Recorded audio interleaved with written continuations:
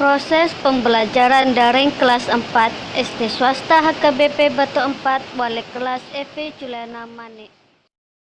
5, 4, 3, 2, 1, 0.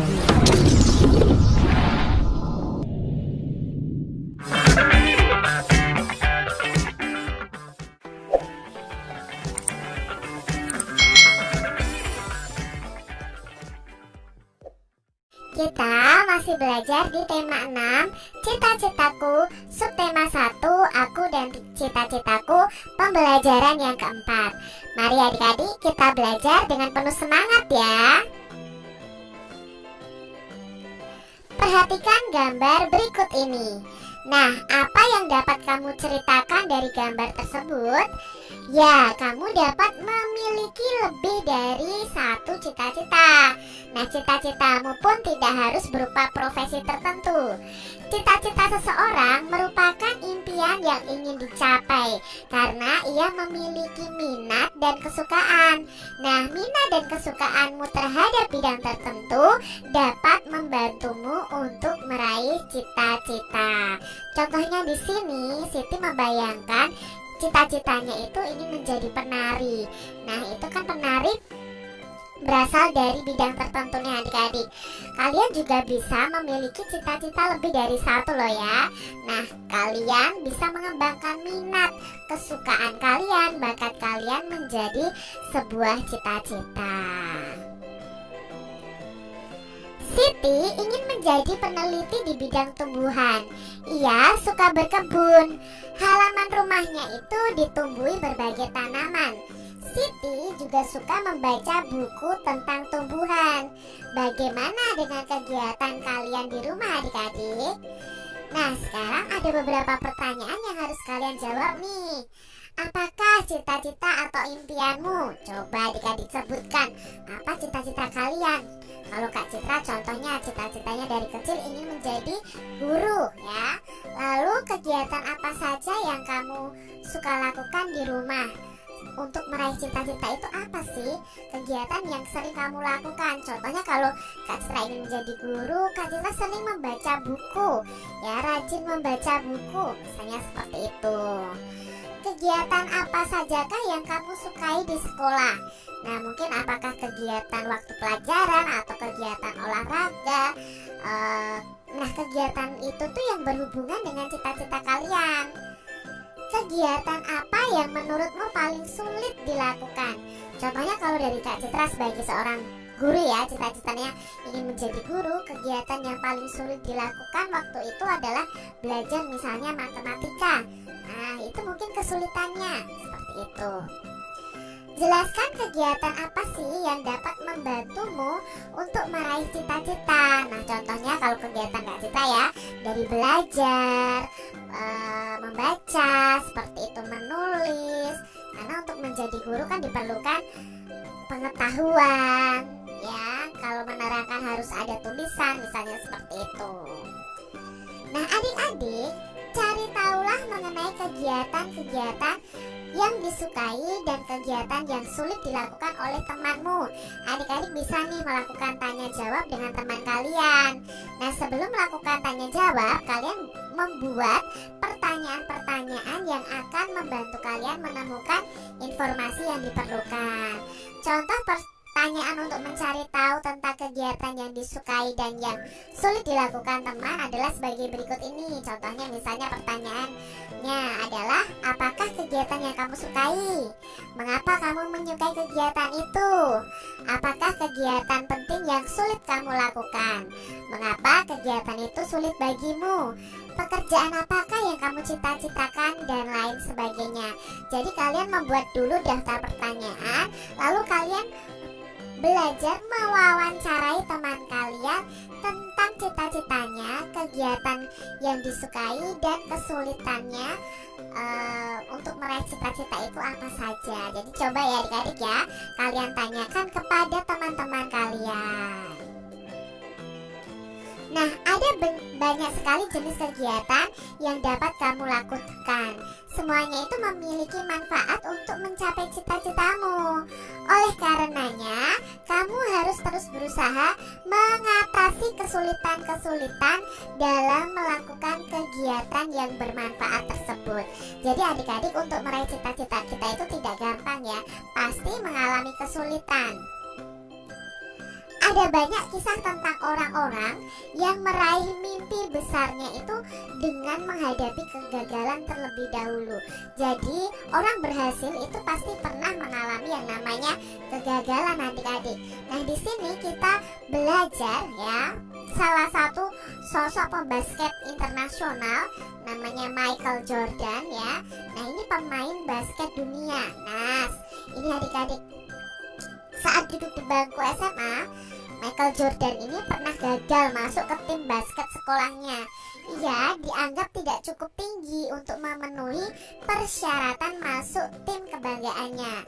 Dengan usaha yang keras, ia terus berlatih dan berlatih adik-adik. Nah, pada saat menjadi pemain basket kelas dunia pun, ia banyak mengalami kegagalan. Ini pengakuannya. Sepanjang karir saya, lebih dari 9.000 tembakan saya meleset. Saya pernah kalah dalam 300 pertandingan. Paling tidak 26 kali saya dipercaya untuk melakukan tembakan penentu kemenangan dan saya gagal. Saya telah berkali-kali mengalami kegagalan, tetapi karena kegagalan itulah saya berhasil. Nah, Michael Jordan ini menjadi pemain basket dunia terkenal adik-adik sampai saat ini. Padahal dia dulunya ditolak untuk masuk tim basket sekolahnya, tapi sekarang karena usahanya, karena berlatihnya, dia menjadi terkenal. Lalu tokoh berikutnya ada Thomas Alva Edison nih, penemu lampu listrik adik-adik. Semasa sekolah, ia ini pernah dikeluarkan dari sekolahnya karena dianggap tidak dapat mengikuti pelajaran di sekolah. Thomas kecil bermasalah dengan pendengarannya. Ia harus berusaha lebih keras dari teman-teman yang lainnya dengan belajar sendiri di rumah dan membantu ibunya yang miskin. Nah, ini Thomas Alva Edison adik-adik. Dengan belajar sendiri di rumah, Thomas membaca banyak buku yang memacunya melakukan berbagai macam percobaan di bidang sains. Nah, beribu kali ia gagal, 2000 kali ia mencoba kembali. Ia tak pernah menyerah adik-adik. Kegigihannya ini berbuah manis, sehingga kita dapat menikmati terangnya lampu pijar ciptaannya.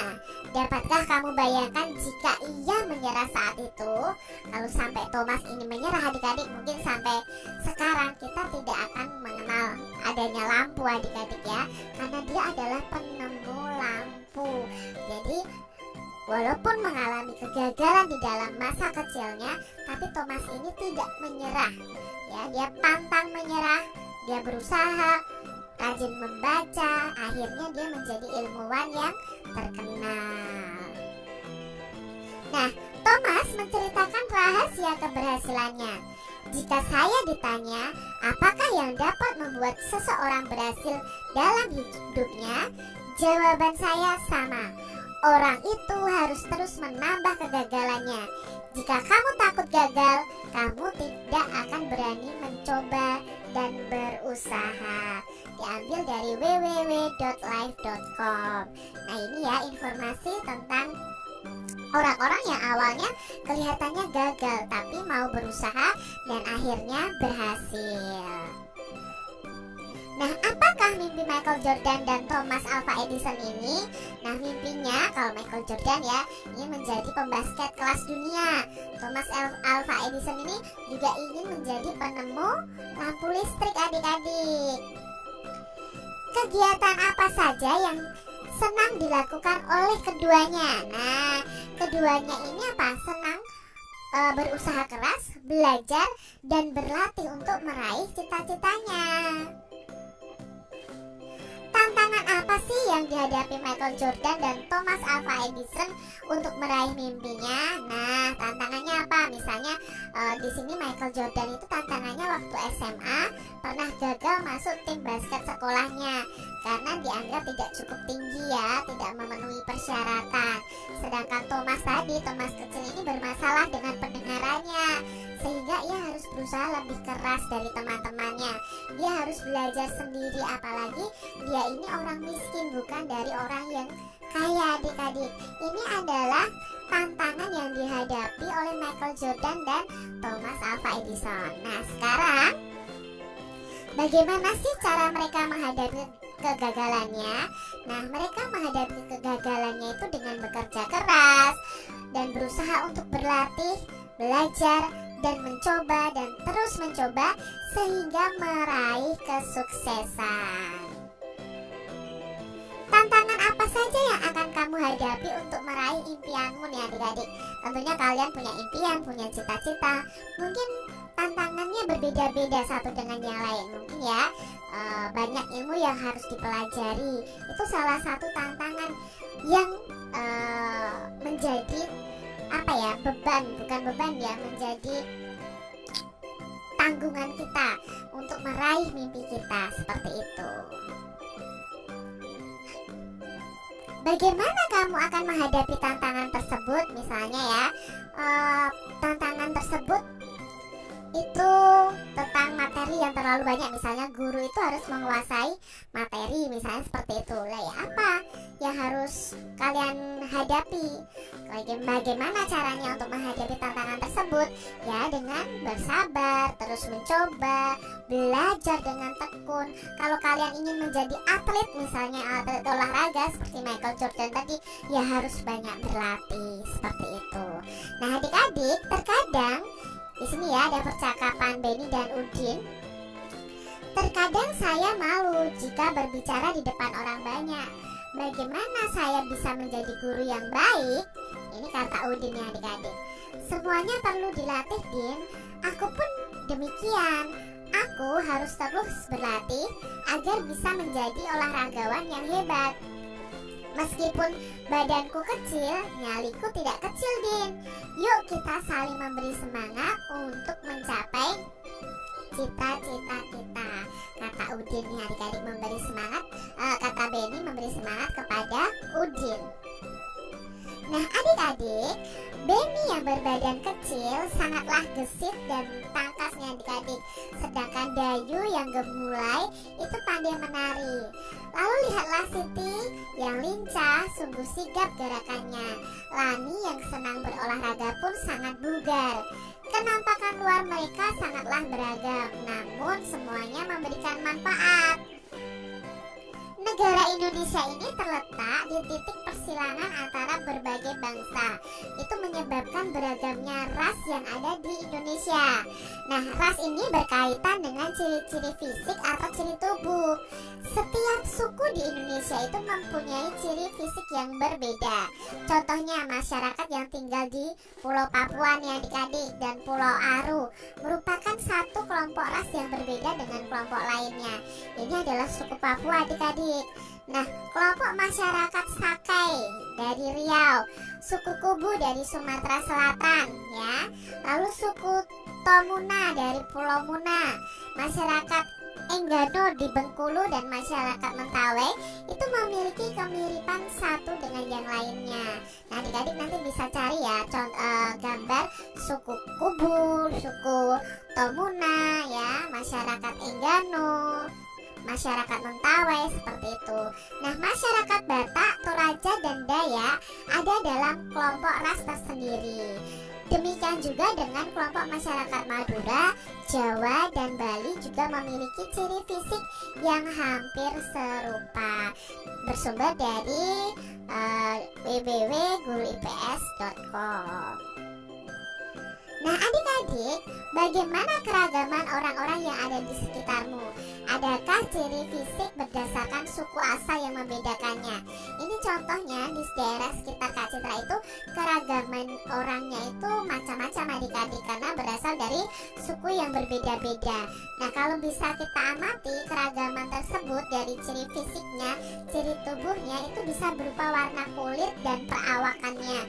Misalnya kalau Kak Citra punya teman dari Papua misalnya ya, itu warna kulitnya hitam, seperti itu. Kalau dari Jawa sawo matang misalnya, seperti itu. Dan perawakannya juga berbeda-beda.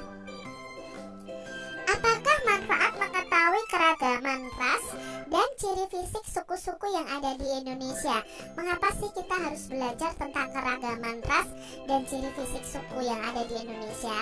Ya, manfaatnya adalah kita akan lebih mengenal dan menghargai keragaman yang ada di Indonesia.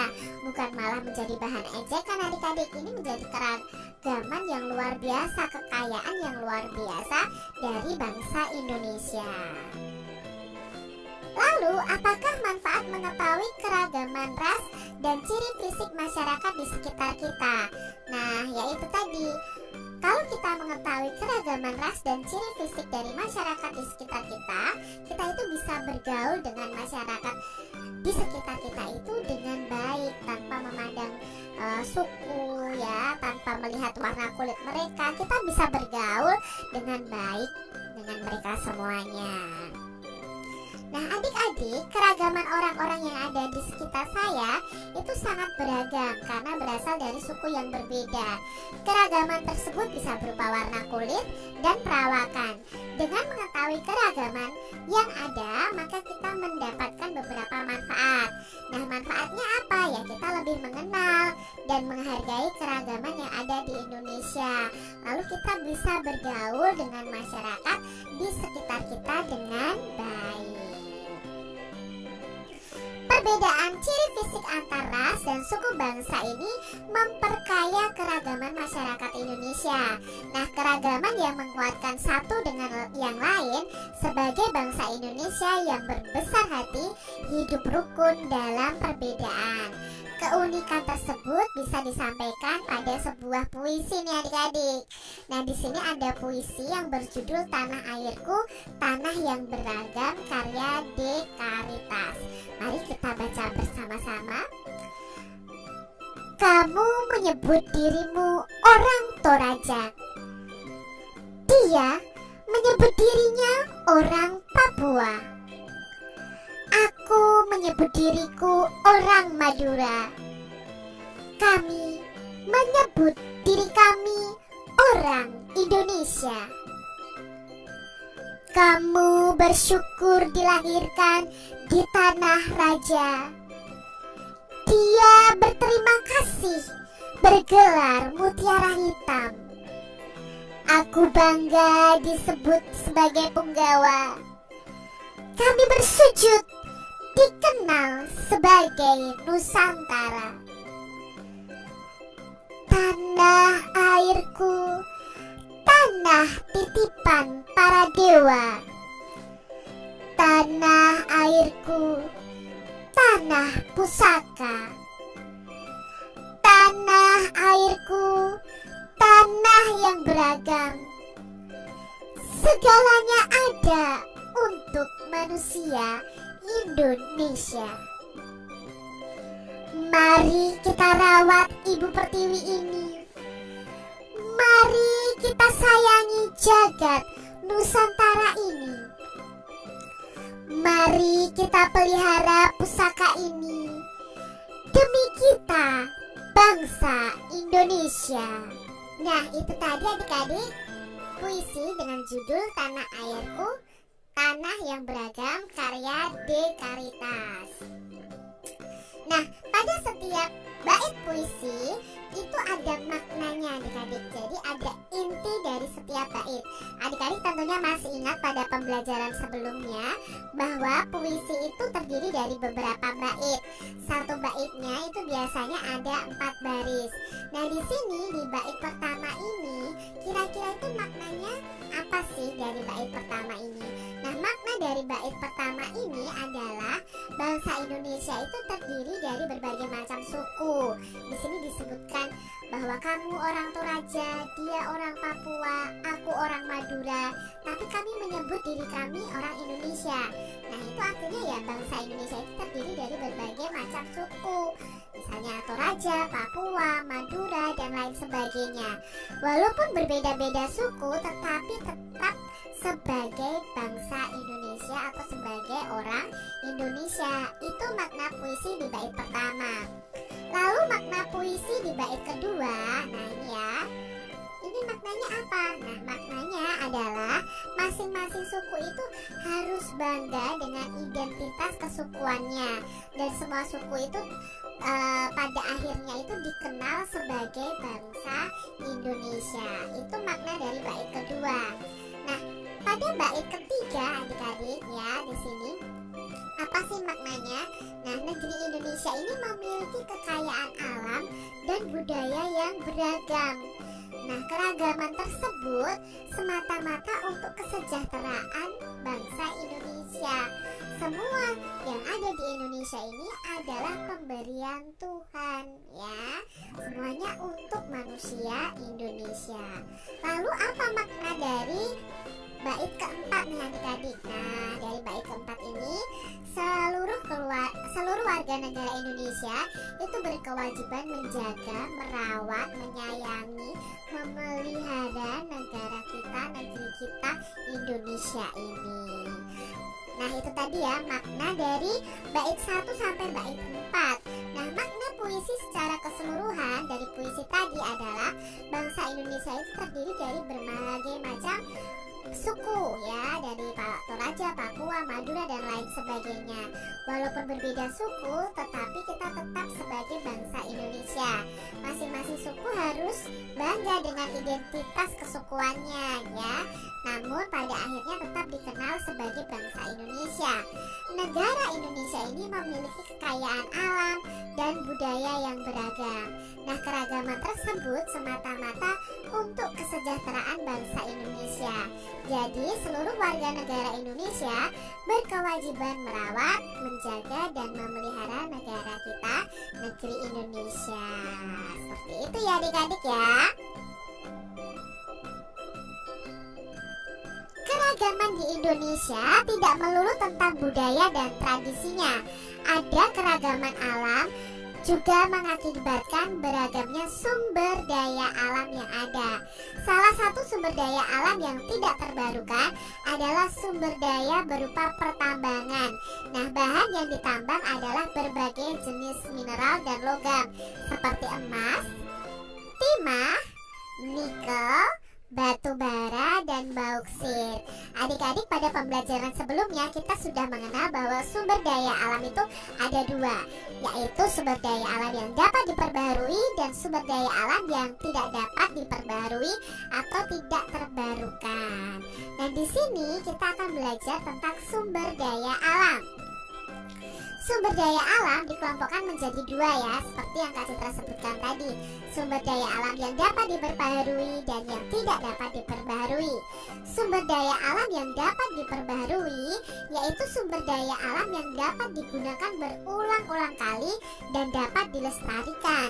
Sedangkan sumber daya alam yang tidak dapat diperbaharui adalah sumber daya alam yang tidak dapat didaur ulang atau bersifat hanya dapat digunakan sekali saja dan tidak dapat dilestarikan serta dapat punah atau habis. Nah, di sini ada berbagai macam jenis sumber daya.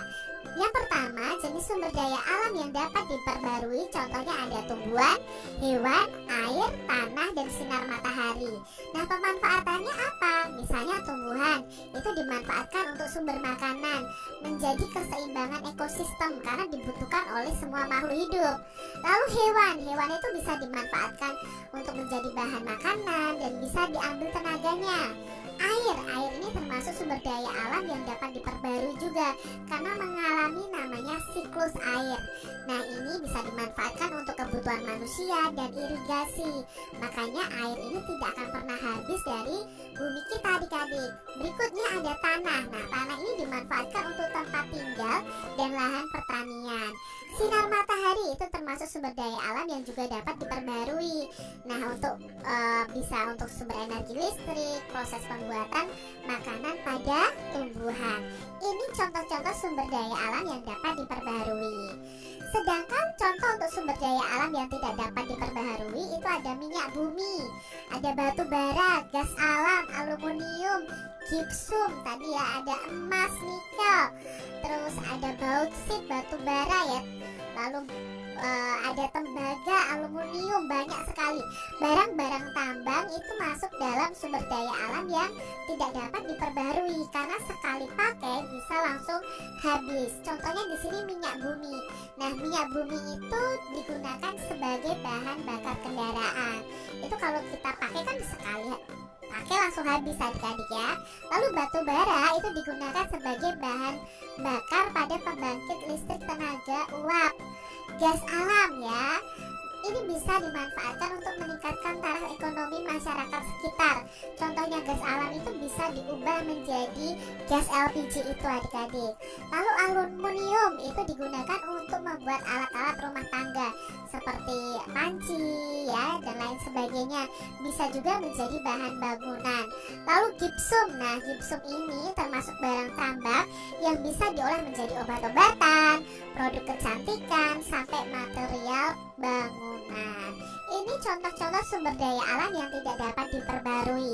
Adik-adik bisa mencari tahu banyak sekali contoh sumber daya alam yang tidak dapat diperbarui.